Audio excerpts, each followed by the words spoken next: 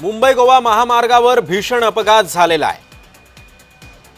मुंबई गोवा महामार्गावर भीषण अपघात झालाय। महामार्गावर दोन्ही बाजूने वाहतूक थांबवण्यात आलेली आहे। वाहतुकीचा सुद्धा मोठा खोळंबा झालाय। प्रवाशांमध्ये नाराजीचा सूर आहे। मुंबई गोवा महामार्गावर भीषण अपघात झालाय। बस आणि ट्रक मध्ये हा अपघात झाल्याची माहिती मिळते। या महामार्गावर दोन्ही साइडची वाहने आता अडकून पडलेली आहेत। वाहतूक कोंडी मोठ्या प्रमाणामध्ये झालेली आहे।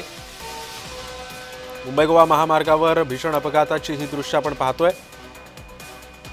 माणगावच्या कळमशेत जवळ शिवशाही बस आणि सीएनजी वाहून नेणाऱ्या ट्रक मध्ये हा अपघात झालाय। यामध्ये बसमधील 7 प्रवासी जखमी झाले असून सीएनजी गॅस गळतीची शक्यता सुद्धा वर्तवण्यात येते। आणि याचाच आढावा घेतला आमचे प्रतिनिधी अजेश नाडकर यांनी।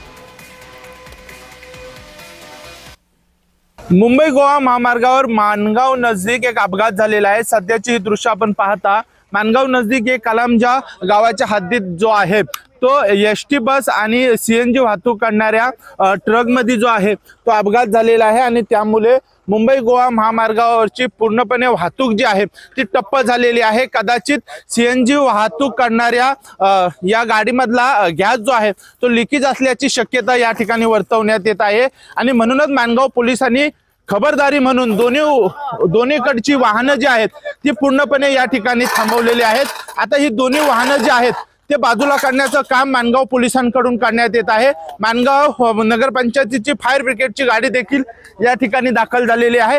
एकंदरीत पाहायला गेलो तर पूर्णपणे वाहतूक जी आहे ती मुंबई गोवा महामार्गावरची थांबवलेली आहे आणि आता आपण पाहतोय की दोन्ही वाहनं जी आहेत ती बाजूला काढण्याचं काम जे आहे ते सध्या सुरू आहे।